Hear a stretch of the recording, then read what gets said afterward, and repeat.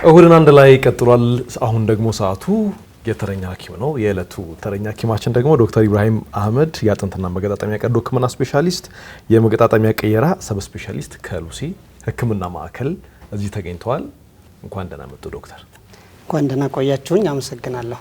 ያው ብዙ ለመጫወት እንዲመች አንቱ ልበል አንተ አራንተ ነው ልታስረጀኝ ነው ለማቅረፈል ልታስረጀኝ ባይሆን እሱ አንተ ይበል አረ ይሻላል እንደተለመደው ለማን ናችሁ ነጭ ጸጉር ያለው ማን ነው? አይ ለኔ ነው የዘናሮች አጥናናቸው ከሻከሙ ነው። አይ ለኔ ያግዛሉ የነበር ዶክተር በቃ ለእንግዳ ፌር ናቸው። ይሁን እሺ። እንደመነሻ እንዲሆነን ብዙ ጊዜ ሰምታችሁ ታውቃላችሁ ብዬ አስባለሁ። መቅኒ ሲባል አይደል? መቅኒ ምንድነው በእናንተ አረዳድ? መቅኒ ማለት የከብት አጥንት ውስጥ የሚጣፍጠው ነው። አውጥተን ምን ስለ ሰው ነው የምናወራው። እኔ መቅኒ ስኛው መቅኒ ነው ማቀው እሱ ሰው በጣም ነው የምወደውና ሰብሬ ሁሉ ነው በዘነዘና መበለው። አሱ የምትበየው ነገር እኛ ሰዎች ጋር አለ ይመስለኛል። የኛ አጥንት ውስጥ እሱ ያለ ይመስለኛል። እሺ አድሜ ያቺ ለኔ ያላለሽም ያላት ላጥ ብላ ገባች ብሎ ሲላት ላጥ ብላ ገባች። ለኔ ያላለሽም ሳጣጥባች የተላሰ እኔ መቅኒ ይመስለኝ ያው መገጣጠሚያችን ላይ ያለ እና እንደውም በኔ ወቀት የሆነ ዘይት ይመስለኛል ዘይት የሚያልቅ ነገር ቅባት ነገር በጣም ሲንቃቃ አንተ መቅኒ ያለቀ እንደ ይባላል ነው። ስለዚህ አሁን ያንቺ አጥንት ውስጥ ሳይሆን እዚህ ጆይንት መገጣጠሚያ ላይ መገጣጠሚያዎቻችን ጋር ያለ አይነት ነገር አድሜ ምንድነው የሷንም አው ብለ አንተንም አይ ታስታውሰች ቫዝሊን ነው ወይ አልኳት። ቫዝሊን እንደ ቫዝሊን አጥንትና አጥንት መሃል ያለው እንትኑ እሱ ነው መቅኒ።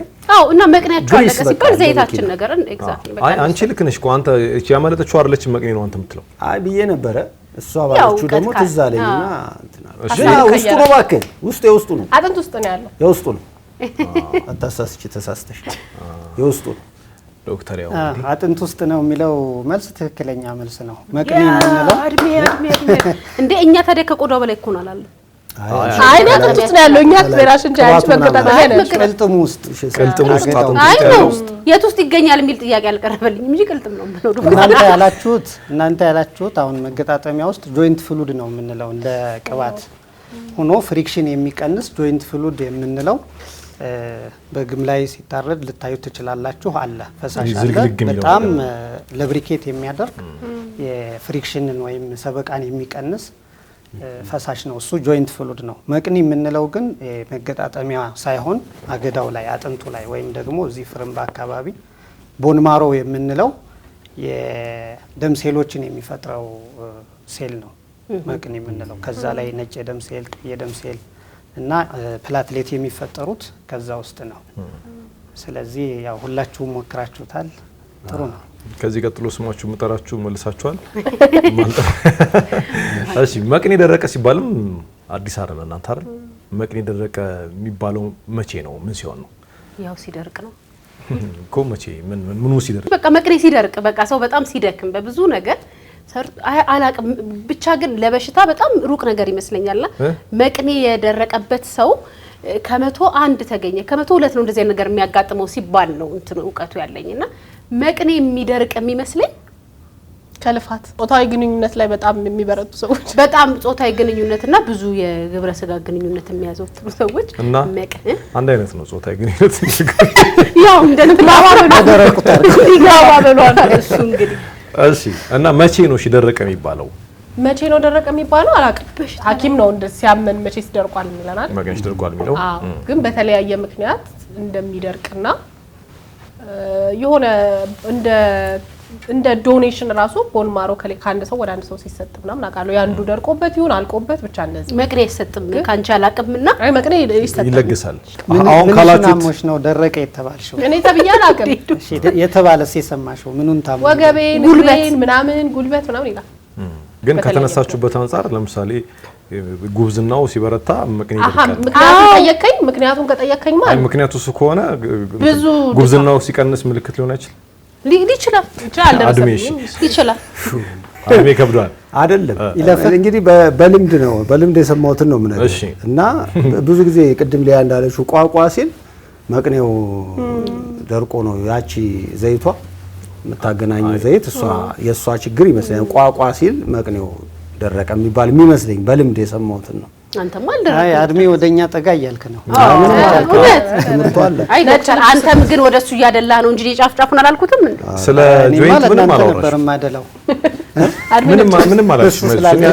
እኔ ግን መስሙር ለመስማት ጓጓሽ። ያው መቅኔ ደረቀ የሚባለው የመገጣጠሚያ ድርቀት ሲያጋጥም ነው። መገጣጠሚያው ቅድም እንዳልኩት ፍሉድ አለው። በጣም ለብሪኬት የሚያደርግ ፍሉድ አለው። በተለያየ ምክንያት ውስጡ ላይ ጉዳት ያጋጥመዋል። የተለያዩ ምክንያቶች አሉ መገጣጠሚያ እንዲጎዳ። ኢንፌክሽን ሊሆን ይችላል። አብዛኛውን ጊዜ ግን በእድሜ የሚመጣ ይሄ ኦስቲዮ አርትራይቲስ የምንለው መገጣጠሚያው ልክ የመኪና ስፔር ፓርት እንደሚያልቀው ወይም ማንኛውም ነገር ተበልቶ እንደሚያልቀው ረጅም ጊዜ እየተጠቀምንበት ስንመጣ የስራ ጫና ሲበዛ ውስጡ እየተጎዳ ይመጣል። ስለዚህ በጣም ለስላሳ የነበረው ሰበቃ እንግዲህ ያው ሸካራ የሆኑ ነገሮች እርስ በርስ ሲፈታተጉ የሚፈጠር ነገር ነው። ያንን ለመቀነስ ፈሳሽ አለው መገጣጠሚያችን ውስጥ። እንትኑ ደግሞ የመገጣጠሚያ ጫፉ ቅልጥም አይታችሁ ከሆነ በጣም ስሙዝ ነው፣ ለስላሳ ነው። ስለዚህ ብዙ ግጭት አይኖረውም፣ ስሙዝሊ ሙቭ ያደርጋል ጆይንቱ። ግን የተወሰነ ጉዳት ሲያጋጥመው ወይም እየሻከረ ይመጣል፣ ውስጡ እየተበላ ይመጣል፣ ለስላሳ የሆነው ሰርፌስ ይጋጋጣል ወይም መላጣ ፈጠረ፣ ተጋጠ እንላለን። ስለዚህ ሸካራ የሆነ ነገር ለስላሳም ከሆነ ነገር ጋር ከአንድ በኩል ያለው ተጎድቶ ከሌላ በኩል ያለው ላይጎዳ ይችላል፣ ወይ ደግሞ ሁለቱም ሊጎዳ ይችላል። ስለዚህ እንደየ ዲግሪው ሁኔታ ውስጡ እየሻከረ እየደረቀ ሲመጣ የተለያዩ መገጣጠሚያችን ሲንቀሳቀሱ ድምጾች ይኖራሉ። ቋቋቋቋ ማለት አይነት ድምጽ ይኖራል፣ ህመም ይኖረዋል። ስለዚህ በተለምዶ መቅኒ ደርቋል የሚባለው እሱን ነው። ሌላው ብዙ ጊዜ በተለምዶ ሰው አጥንት ስብራት ሲገጥመው ምናምን የቅልጥም እንደዚህ መረቅ ምናምን ጠጣ ይባላል። ምንድነው የሚያገናኘው? ዶክተር እንዳለው ነው ያለቀውን ዘይት ከመረቅ እናገኘዋለን ተጣርቶ ፊልተር ተደርጎ። ለምሳሌ አሁን ጉንፋን ሲያመን ቫይታሚን ሲ ከብርቱካን ታገኛላችሁ እንደሚባለው የመቅኔውን መረቅ አብራራው ጥሩ ነው አብራሪ ከአጥንት ይገኛል ተብሎ ይታሰባል። ዶክተር አሁን ልክ ነሽ ብለኝ የመቅኔው መረቅ ከአጥንት ይገኛል። አዎ እውነት ነው። እሺ የመቅኔው ያው ምክንያቱም አጥንት ራሱ መቅኔ ያለው ውስጡ አይደል? ከሱ መጥ ነው አይደል? አድሜ እንደዛ ነው። አድሜ አስፈራርታ ነው እንዲገባው። አይ ወጣ ምን ይዛ እንደመጣች እንትኑ ወጣ ምን ይዛ እንደመጣች አላውቅም። እና እንትኑ ተቀጥቅጦ ይቀቀል የለ ያኔ መቅኔው ነው ወጥቶ እንትን የሚፈላው። እሱን ስትጠጣ መቅኔ ስለዚህ የበግ የከብት መቅኔ የኛም መቅኔ ተካል ነው የምትለኝ በተቀራኒ? አዎ የስጋ ቤት ስጋ እንትን ስጋ እንደሚተካው ማለት ነው። እሺ እኔ መቅኔውን ከእንስሳ እናገኘዋለን ብዬ አላስብም። ግን ያው የተጎዳ ሰው ምግብ ሲበላ የተመጣጠነ ምግብ ሲበላ ጉዳቱን በሽታ የመቋቋም አቅሙ ምናምን ጉዳቱ እንዴት ነው ያገግማል። ከደከመበት ጠንካራ ይሆናል ምግብ ሲበላ እንጂ ከመረቅም ከስጋውም ከምኑ መቅኔያችን ላይ ቀጥታ ከእንስሳቱ የምናገኘው ነገር አለ ብዬ ግን አላምንም። ያው ቀጥታ መቅኔ የሰውን ጆይንት ፍሉድ አይተካም። ምን ዋልከኝ ነው አይተካም። የጆይንት ፈሳሽን ምን መገበው ምግብ አይተካውም። አሁን ያልኩት መረቁ አይተካውም፣ መረቁ አይተካውም። ዝም ብለሽ ጠጪ በቃ ለውሽ። የሷ መልስ ትንሽ የተቀራረበ ነው። ጥሩ ነው። የሷ መልስ ጥሩ ነው። ዶክተር እንደዚህ ቅልጥም ወይም የተመጣጠነ ምግብ መመገብ በተለይ ሪኮመንድ የሚደረገው ከስብራት በኋላ በጣም ጥሩ ነው። ሁልጊዜም ሪኮመንድ ይደረጋል። ግን አጥንት ስብራት ካጋጠመ በኋላ ያንን ስብራት ለመጠገን ከወትሮው በተለየ ባላንስድ የሆነ ፕሮቲን ያለበት፣ ቬጂቴብልስ ያለበት፣ ካርቦሃይድሬት ያለበት ምግብ መውሰድ ቶሎ አጥንቱ እንዲያገግምና ቶሎ ሰባራው ቁስሉ እንዲድን ያደርገዋል። እሺ በአጥንት ውስጥ አጥንቴም ብርድ ገብቶታል ሲባል ሰማላችኋል? እውነት አጥንት ውስጥ ብርድ ይገባል? እኔ በእናትህ ካታስኮንነኝ በቃ በዛሬው ተረኛ ተኮነንኩ። እስቲ ግምታችሁን አጥንት ውስጥ ብርድ ይገባል? አዎ አጥንታችንን ሊበርደን ይችላል። ግን አይ ዶንት ቲንክ ሶ። አጥንት እንትን ይመስለኛል ጠንካራው ነገር ስለሆነ በሌላ አይነት መልኩ የሚያገኘን አደጋ እንጂ አጥንት ውስጥ ብርድ ይገባል ብዬ አልገምትም። አድሜስ እሷ እንዳለችው በደል ከዚህ በፊት አይ ቅድሙን ጥያቄ እኮ ካንቺ ኮርጄ ጉዶኛል። ደግሞ አፍሽም ሞልተሽ ኮርጅትኛለሽ። ጉዳር እኮ እንዲያለው ይቅርታ ዝም በይ ይቅራልሽ። እንትን እንኳን ብርድ ነገርም አጥንት ውስጥ ገባ ይባላል። መቼ እግዚአብሔር ማለት አጥንት ውስጥ የሚገባ ምናምን ንግግር ነው የተናገረችኝ ሊያ። አሁን ለምሳሌ ማለት እኔ እኮ የደነቀኝ ከሷ ለመራቅ ያደረገው ርቀት ነው። እንኳን ብርድ ነገር አጥንት ሰበር የሚባል ንግግር አለ። ያው አባባል ነው የሚመስለኝ እንጂ አጥንት ሳይሆን እኔ የስጋው ፓርቲ ይመስለኛል ብርድ የሚያጠቃው።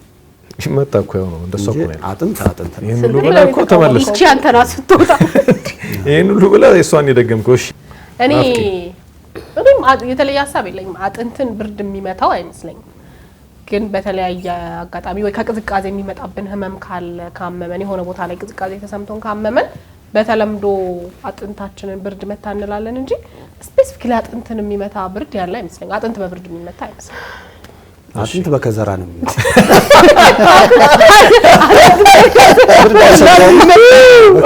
አጥንት በብርድ አይመታም፣ በከዘራ ነው የሚመታው። ዶክተር ምንድን ልክ ናቸው?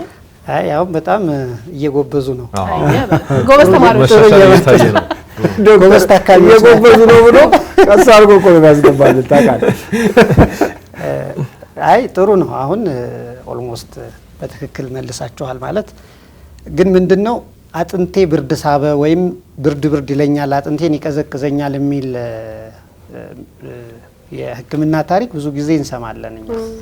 ለአንድ የሆነ ችግር የአጥንት ችግር ያለበት ሰው ወይም የመገጣጠሚያ ችግር ያለበት ሰው አጥንቱ ላይ ወይ ህመም ሊሰማው ይችላል ወይ ደግሞ የመቀዝቀዝ ስሜት ዲስኮምፎርት ሞር ኦፍ ዲስኮምፎርት ልንለው እንችላለን።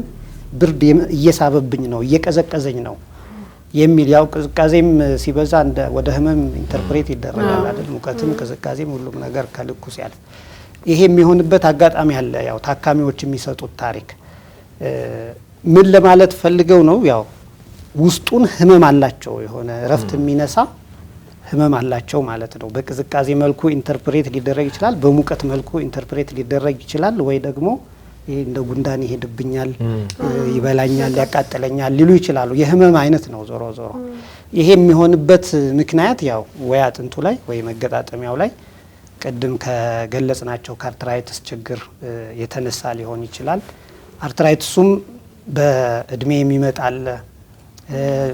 በጋውት ወይም ይሄ ዩሪክ አሲድ ፕሮብለም የምንለው የአርትራይትስ አይነቶች አሉ። በነዛ የሚመጣ ሊሆን ይችላል። ወይ ደግሞ አብዛኛውን ጊዜ በቫይታሚኖችን እጥረት እንደዚህ አይነት ስሜት ያጋጥማል። በተለይ ቫይታሚን ዲ እና ቫይታሚን ቢ12 የካልሲየም እጥረት ያለበት ሰው አጥንቴን ቀዘቀዘኝ የማለት ሁኔታ ሊያጋጥመው ይችላል።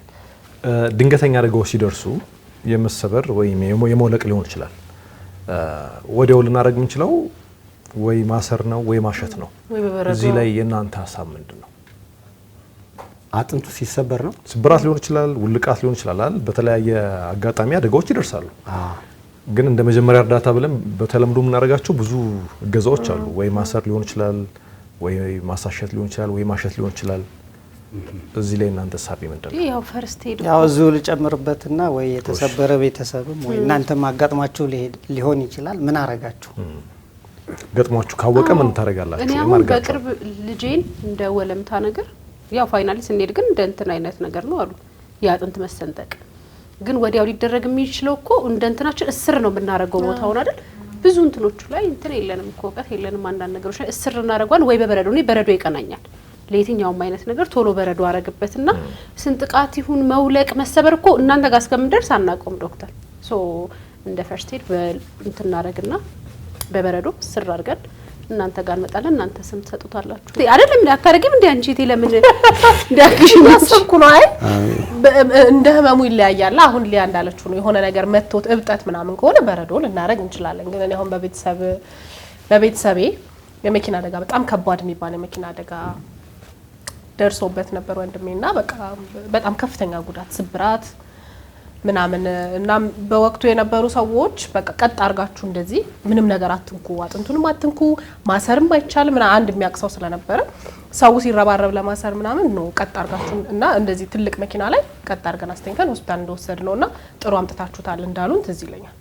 እና በተለይ የሚታይ ስብራት ከሆነ በደንብ ይሄን ክትክት ያለ ስብራት ከሆነ ማሰር መነካካት ምናምን ሜቢ ቦታውን ልናዛባው ስለምንችል አለ መነካካት እንጂ የማይታይ አይነት አሁን ውልቃት ወይ ይሄ እብጠት ምናምን ከሆነ ኦፍ ኮርስ በረዶ እናረጋለን እናስራለን ምናምን የሚለይማ እንዲሁ ልቅ ያለ ማስብራት ከሆነ ማለት ነው እንደዛ ለሚገርምሽ ሰው የመጀመሪያው እርዳታ መጮ አይ ሰው እንደዚህ ፍስፍስ ሊያረግ ምናምን ሲሞክር ነው ቀጥ አርጉት እናምጡት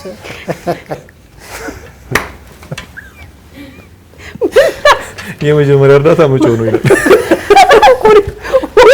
እንጂ ነው የተሰበረ ግርማ እኔ እሺ እንደዚህ ቀጥ ተደርጎ ነው መቀመጥ ያለበት እንጂ ማሰር ማሸት በሚለው ተስማማ ማሸት አይደለም ማሸት ጉዳት ሊያመጣ ይችላል ግን አሁን የተሰበረውን ነገር በቃ ልክ ናፍቆት እንዳለችው ቢሆን ካርቶን ነገር እንደው ነገር ተደርጎ ቀጥ ብሎ ሆስፒታል እንዲደርስ ማድረግ እውነትም ጥሩ ይሄ ግን እንደሱ አይነት አቅም አለንኛ አጣርጎ ነው ወሰድሽው ወንድምሽን አይደለም በነበረው ሰው እንደዛ አለ አንድ ጠንከር ያለ ሰው ስለነበር የሚያክሰው እንዳትነኩት ምን እንዳታረጉት አፋፍሰን አዛዝለን ስንወስድ ራሱ እኛማ ይጮህ ነበር ጮቱ ጥሩ ነው ማለት እኛ ጮሃለን ታዝለ ነው የምትወጣው እኮ ሰው መኪና ማለት በነገርሽ ላይ እሱም አለ አሁን ለምሳሌ እንደዚህ እኔ ማስተውለው አለ ያስተዋልኩት አለ የሆነ ነገር ሲደርስ ፍስፍስ የማድረግ በጣም ከስብራት ውጭ የሚያሉ አደጋዎች እንትን ሲሉ ዝም ብሎ ዘግኖ ማንሳት ምናምን ነው ብዙ ጊዜ ሀበሻ ባይዘው የለመር ነውና እንትን ነው ባለማወቅ ቦታው ላይ ቶሎ ለማድረስ ከሚደረግ ራሱ እንደሱ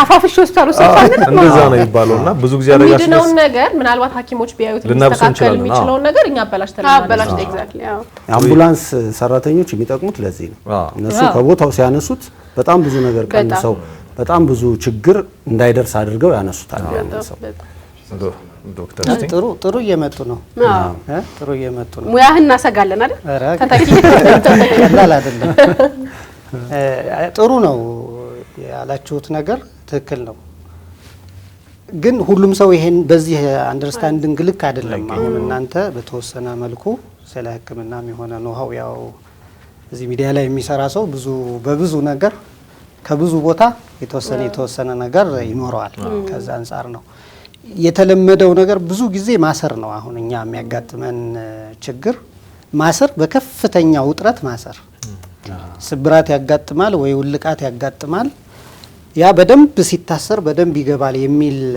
እይታ አለ በጣም በብዙ ሰው ላይ ያጥንት ችግር ላይ ደግሞ ከሌላው ችግር በተለየ ሁኔታ ሁሉም ሰው የሚያቅ ነው የሚመስለው ትልልቅ ሰዎች ጋር ይወሰዳል ሰፈራችን ያው አያቶችም እናቶችም ያሻሉ ይጠግናሉ ይባላል እንደዚህ አይነት ነገሮች ይኖራሉና የመጀመሪያ የሚያደርጉት ነገር ይሄ ስለዚህ ግንዛቤ የሌላቸው ሰዎች በጣም ጥፍር አድርገው ያስሩታል ጥፍር አድርገው በሸንበቆ ላይ ይታሰራል በዱላ ይታሰራል በሸንበቆ ይታሰራል በገመር ተደርጎ በከፍተኛ ሁኔታ የደም ስሩ እስከሚቋረጥ ድረስ ይታሰርና ምን ይሆናል አሁን ብዙ ጊዜ እዚህ ላይ ስብራት ያጋጥማል ህፃናት ላይ ይሄ ኢልቦ አካባቢ በደንብ ያስሩታል እዚህ ላይ ሲያስሩት የደም ፍሰት ከዚህ ወደዚህ የሚሄደው የደም ፍሰት ይቋረጥና በከፍተኛ ሁኔታ ይሄ መታመም ይጀምራል ልጁ በከፍተኛ ህመም መሰቃየትና ማልቀስ ሲጀምር አይፈታለትም አንዱ ትልቁ ችግር እሱ ነው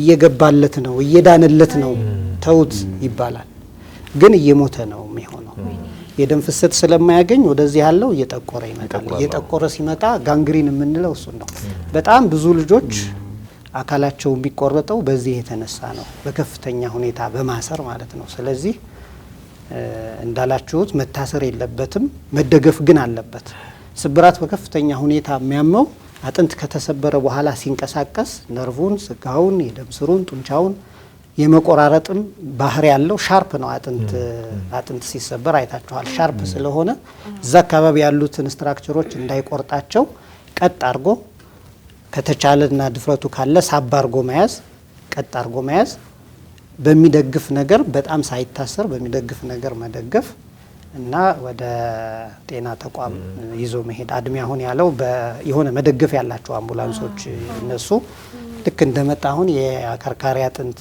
እዚህ ሰርቫይካል ስፓይን እንደዛ አይነት ስብራት ካለ እንደፈለክ ካንቀሳቀስከው አፋፍሰህ እንዳላችሁት ከወሰድከው ቀላል የነበረው ነገር በእኛ መነካካት በከፍተኛ ሁኔታ ጉዳት ሊያስከትል ይችላል ስለዚህ በጤና ባለሙያ ድጋፍ ቶሎ ማግኘት አምቡላንስ ድጋፍ ማግኘትና አለማሰር፣ ቀለል ያለ ጉዳት ሲሆን ደግሞ አለማሸት። ማሸት በራሱ እንትን ያመጣል ማለት ማሸት ኢንጁሪ ነው የሚያመጣው። አሁን አንድ የተጎዳን መገጣጠሚያ ወይም ያበጠን ነገር ሞር ብናሸው እያበጠ ይሄዳል። በረዶ ማድረግ ያላችሁት ግን ጥሩ ነው፣ ይቀንሰዋል። ይሄ ኮልድ ኮምፕሬሽን እንለዋለን፣ እኛም እንደ አንድ ትሪትመንት ሜካኒዝም እንጠቀመዋለን። ስለዚህ ጥሩ እየመጣችሁ። እኔ የመጨረሻ ጥያቄ እናድርጌ ነው ማነሳላችሁ። ትንሽ ዶክተር ጠቅሶታል። ጋንግሪን ያው በተለምዶ ነው የምናውቀው አይደል? ምን ማለት ነው?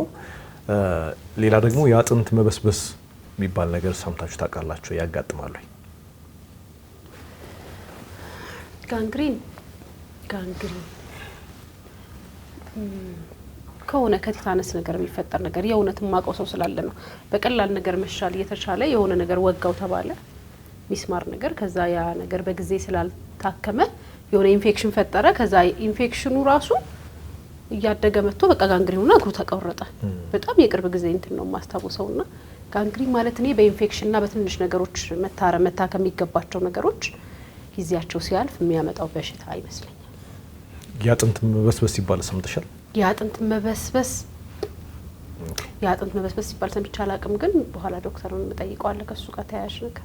እሺ አድሜ አጥንት ቢበሰብስ መቃብር ውስጥ ይበሰብሳል። መቃብር ውስጥ ይበሰብስ አጽሙ ነው የሚኖረው። መቃብር ውስጥ አይበሰብስም። መቃብር ውስጥ አይበሰብስም። እንኳን በህይወት እያለ እዛም አፈርም አያበሰብሰው። ስለዚህ በአባባል ነው የሚመስለኝ። ግን ይሄ ጋንግሪን ብዙ የምንወዳቸውን ሰዎች ያሳጣን ነው ኢትዮጵያ ውስጥ በተለይ እና ትንሽ የሆነሽ ቁስል ይወጣና ያ እየተመረዘ ወደ ውስጥ ሰውነት በሙሉ የሚሰራጭ ነገር ነው። መነሻው ግን ብዙ ነው የምሰማው። አሁን ራሱ ዶክተር ያልከው ከመታሰር ጋር በተገናኘም ጋንግሪን ይሆናል። እንደገና ሊያ እንዳለችው ትንሽ የቁስልም ጋንግሪን ሆነ ተብሎ ቶሎ ይቆረጥ እግሩ እንደዚህ ዶክተር ጥላሁን ገሰሰን ጨምሮ ስለት ነገር አይደል? ይሄ የዛገ ነገር ምናምን መነሻው ብዙ ነው የሚመስለኝ። እኔ እነሱ እንዳሉት ሆኖ ተመሳሳይ ሀሳብ ነው ያለኝ ጋንግሪን ላይ። ከዛ ውጪ ምን እሰማለሁ? ስኳር ያለባቸው ሰዎች ለምሳሌ ስኳር ህመም ያለበት ሰው ከዛ ጋንግሪን ሆነበትና እግሩ ተቆረጠ ሲባል እሰማለሁ። ምን እንደሚያገናኛቸው የእውነት እኔ ማወቅ ፈልጋለሁ። ከዛ ውጪ ግን ጋንግሪን ላይ ያለኝ ተመሳሳይ ነገር ነው። አጥንት ይበሰብሳል ወይ? አንድ ስቶሪ ሰምቼ ነበር። አንድ የተቸገረ ሰው ልንረዳ ሄደን ልጁ ረጅም አመት ኦልሞስት ከ12 አመት በላይ ምናምን ያልጋ ቁራኛ የነበረ ልጅ ነውና አይቶት አንድ የሚሰራው የሚያጸዳው ምናምን ነርስ አጥንቱ በስብሷል፣ የተኛበት አጥንት በስብሷል ብሎ ነግሮናልና ሜቢ እንደዛ አይነት ይሄ ቤድሪድን የሚባሉ ይሄ ረጅም ጊዜ አልጋ ላይ የሚተኙ ሰዎች ከሆኑ ሊበሰብስ ይችላል ብዬ አስባለሁ። ብዙ እውቀቱ የለኝም። ምንም አይደለም፣ እየመጡ ነው። ኧረ መጡ እንጂ የሞከርን ነው። እኔ የምጨምረውን ሁላ እያሳጡኝ ነው። ጋውን እንለካ እንዳትል እንጂ ጥሩ ነው። ነጭማ ይሰፋል፣ ይሸልመኛል። አይቀርም በዚህ ሁኔታ። ያው ጋንግሪን ሲባል እንግዲህ ጋንግሪን ሆነ ማለት ከደም ፍሰት ጋር ነው የሚያያዘው። በዋናነት ከደም ፍሰት ጋር ነው የሚያያዘው። 3 አይነት አሉ። ድራይ የምንለው አለ፣ ዌት የምንለው አለ፣ ጋዝ የምንለው አለ። ድራይ የምንለው በአብዛኛው የትልልቅ ሰዎች ላይ የደም ስር በተለያየ ምክንያት ይሄ በኮሌስትሮል ብዛት አቴሮስክለሮሲስ የምንለው በዛ ምክንያት በደም ግፊት የተነሳ ሲዘጋ ወደ እግራችን የሚሄደው በተለይ እግር አካባቢ ላይ ነው። ይሄ ከትልልቅ ሰዎች ጋር ስኳር፣ ደም ግፊት ካለባቸው ሰዎች ጋር ተያይዞ የሚመጣው በዛ ምክንያት ወደ እግራችን የሚደርሰው የደም ፍሰት ይቀንሳል፣ በጣም ይቀንሳል። በጣም ሲቀንስ ሰውነታችን የሚፈልገውን ኒውትሪሽን ኦክሲጅን አያገኝም። ስለዚህ ህመም ይፈጠራል፣ መቁሰል ይጀምራል። አንዳንዴ ደግሞ ሳይቆስል ዝም ብሎ መድረቅና መጥቆር ይጀምራል። ድርቅ ብሎ ይጠቁራል። ኢንፌክሽን የለም ግን የደም ፍሰት በቂ አላገኘም። ስለዚህ እየጠቆረ ህይወት እያጣ እንደ ድንጋይ ነው ጥቁር ብሎ ክርር ይላል። እንደዛ እየሆነ ይመጣል። እሱን ነው ድራይ ጋንግሪን የምንለው። ኢንፌክሽን ሳይኖር የደም ፍሰት ሳያገኝ ሲቀር የሚፈጠር ችግር ነው። ሌላው ዌት ጋንግሪን የምንለው በአደጋ ሊሆን ይችላል። የሆነ ነገር ቆርጦ ሊሆን ይችላል። የደም ስሩ ተቆርጦ ሊሆን ይችላል። ከዛ ወደ ታች ያለው ደም አያገኝም፣ ኢንፌክሽንም ይፈጠርበታል አብሮ። የዛን ጊዜ ሽታ፣ ቁስል እና በከፍተኛ ሁኔታ ሰውነታችን የመታመም እንትን ይኖራል። እዛ እግራችን ላይ ወይም እጃችን ላይ የተፈጠረው ኢንፌክሽን ወደ ሌሎች የሰውነት ክፍል የመዛመት እና ከፍተኛ የሆነ ሙሉ የሰውነት መታወክ ያስከትላል። ቶሎ ካልታከመ እሱ ይገላል። ይሄ ዌት ጋንግሪን የምንለው። ጋዝ ጋንግሪን የምንለው ደግሞ ከዚህ ይብሳል። ትንሽ ነገር ሊሆን ይችላል የሚነካን፣ ወይ መርፌ መውጋትም ሊሆን ይችላል፣ የበሰበሰ ነገር ሊሆን ይችላል። ያንን ተከትሎ በከፍተኛ ሁኔታ ሰውነታችን ውስጥ ኢንፌክሽን ይፈጠራል። ያ ኢንፌክሽን ደግሞ ጋዝ የሚያመነጭ አይነት ኢንፌክሽን ይሆንና አንድ ጊዜ እግር ላይ የተፈጠረው እንትን ቶሎ ዘሎ ከጉልበት አልፎ ወደ ዳሌ፣ እጅ ላይ የተፈጠረው ወደ ደረት ምናምን ይገባል። እሱ ይሄ ጋዝ ጋንግሪን የሚባለው ከሁሉም መጥፎ ነው። እሱ ብዙ 24 ሰዓት እንደው ቢበዛ 48 ሰዓት በዛ ውስጥ ኮንትሮልድ ካልሆነ የሚገል ነው። ዌት የምንለውም ሁለቱም ሽታ አላቸው፣ ቁስል ያመጣሉ፣ ከፍተኛ የሆነ ኢንፌክሽን እና የሰውነት መታወክ ያመጣሉ። ድራይ የሚባለው ግን በተለይ ስኳርና ደም ግፊት አለባቸው ሰዎች ላይ የደም ፍሰቱ ካልተስተካከለ ወይም ካነሰው ወራት ሊቆይ ይችላል። እንደዛ ደርቆ ወራት ሊቆይ ይችላል። አንዳንድ ጊዜ ሰዎች ያው ያንን የደረቀውን ፓርት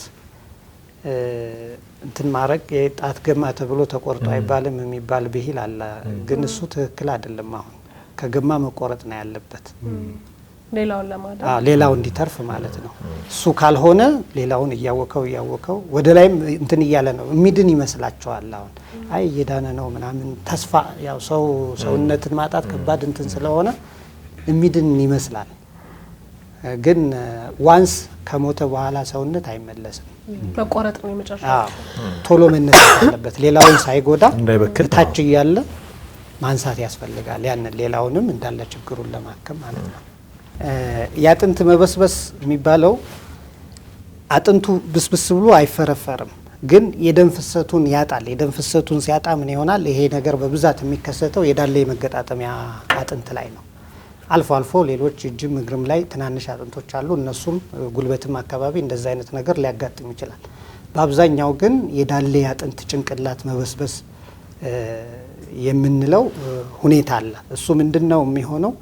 በተለያዩ በአልኮል ያንን የዳሌ አጥንት ጭንቅላቷን ቦሏን እሷን የመጉዳት ባህሪ ያለው የተለያዩ ከሜታቦሊክ ችግር ሰውነት ውስጥ ያሉ ችግሮች ያንን ሊያመጡ ይችላሉ።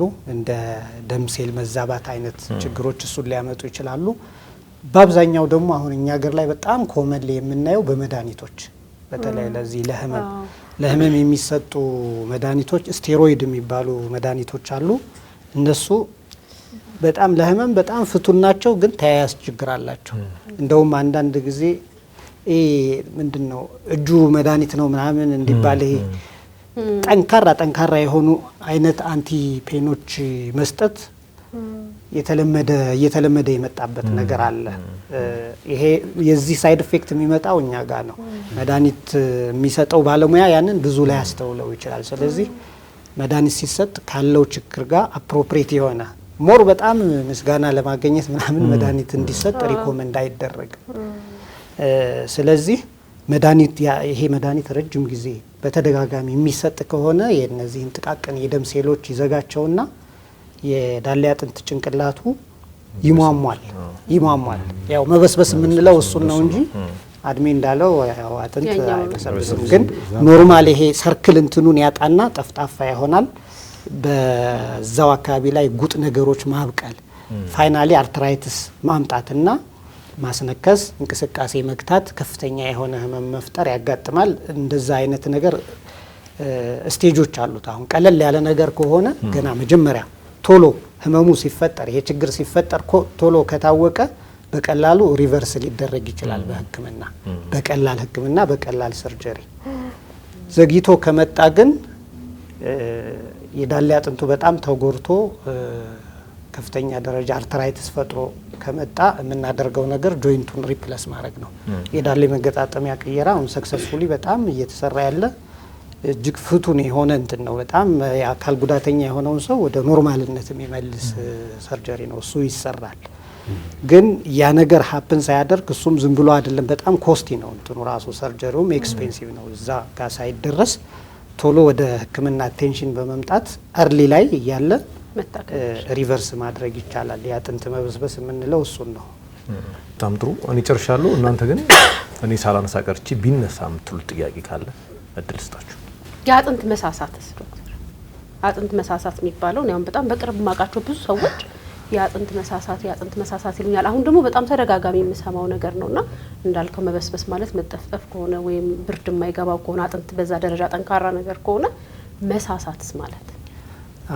አጥንት ይሳሳል ማለት አጥንት እንደ ማንኛውም ሌሎች ሴሎች ይፈጠራል፣ ይጠፋል፣ ይፈጠራል፣ ይጠፋል። ሰውነት አሁን ቆዳችን ብዙ ጊዜ በራሱ ጊዜ ራሱን ይተካል። ሌሎችም ሴሎች እንደዚህ ናቸው። ሁሉም ጡንቻም፣ ቆዳ፣ ማንኛውም የሰውነታችን ክፍል አጥንትም ጭምር ሴል አለው።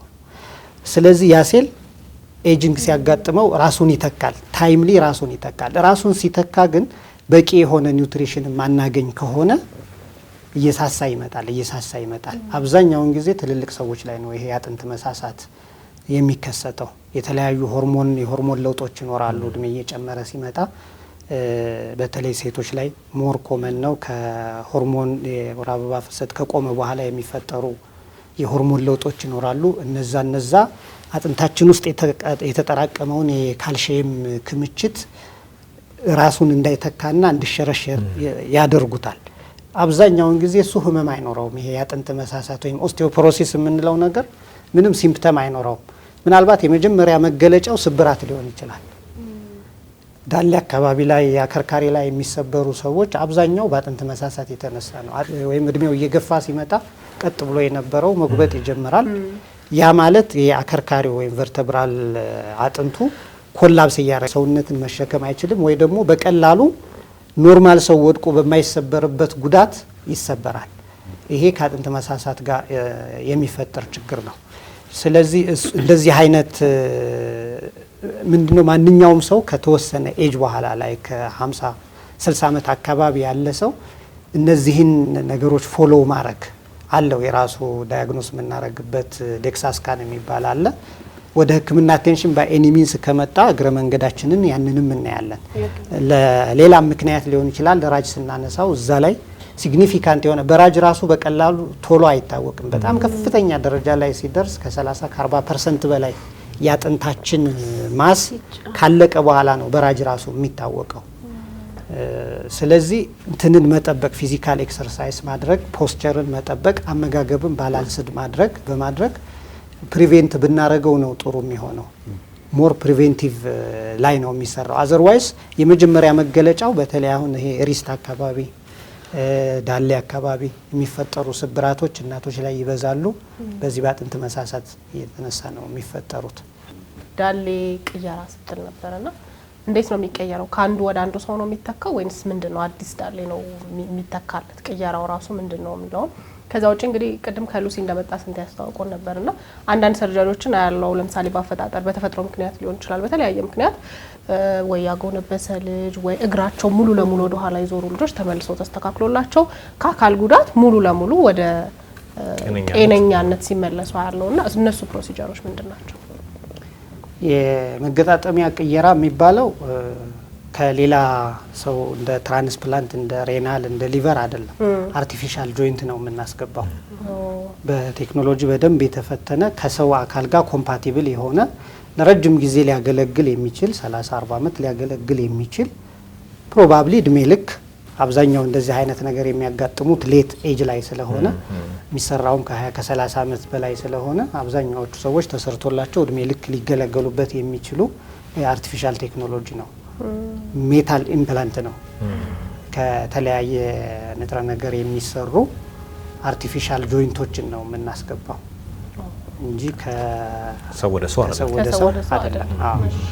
ሌላው ይሄ የአጥንት መዛባት የመገጣጠሚያ መዛባት በጣም በቀላሉ ነው የምናስተካክለው፣ ይስተካከላል። አሁን እንደዚህ የሆነ በጣም ብራኬት የሆነ እግር ወይ ደግሞ በጣም ወደ ውጭ ወጥቶ ጉልበቱ ይነካካል፣ እግሩ አይነካካም፣ ወይ ደግሞ እግሩ ይነካካል፣ ጉልበቱ በጣም ብራኬት ይሆናል። እንደዚህ አይነት ነገሮች እጅም ላይ ሆነ እግርም ላይ በከፍተኛ ሁኔታ የተዛቡ በተፈጥሮም ሊሆን ይችላል፣ በአደጋም ሊሆን ይችላል። እንደዚህ አይነት ችግሮች በአጥንት ሕክምና ተስተካክለው ቀጥ ይላሉ። ከአካል ጉዳተኝነት ወደ ሙሉ አካልነት ይቀየራሉ። በጣም አድርገን እናመሰግናለን ዶክተር። እኔም በጣም አድርጌ አመሰግናለሁ። ታንኪዩ። የዕለቱ ተረኛ ሐኪማችን እንዳያችሁት ጥሩ ማብራሪያ የታከለበት ቆንጆ ግንዛቤ ያገኘንበት እንደሆነ ተስፋ እናደርጋለን። ዶክተር ኢብራሂም አህመድ ከልብ አድርገን እናመሰግናለን። ቆይታችንም ይህን ይመስላል። ቀሪ የእሁድ ዝግጅቶች ግን ይቀጥላሉ። መልካም ጊዜ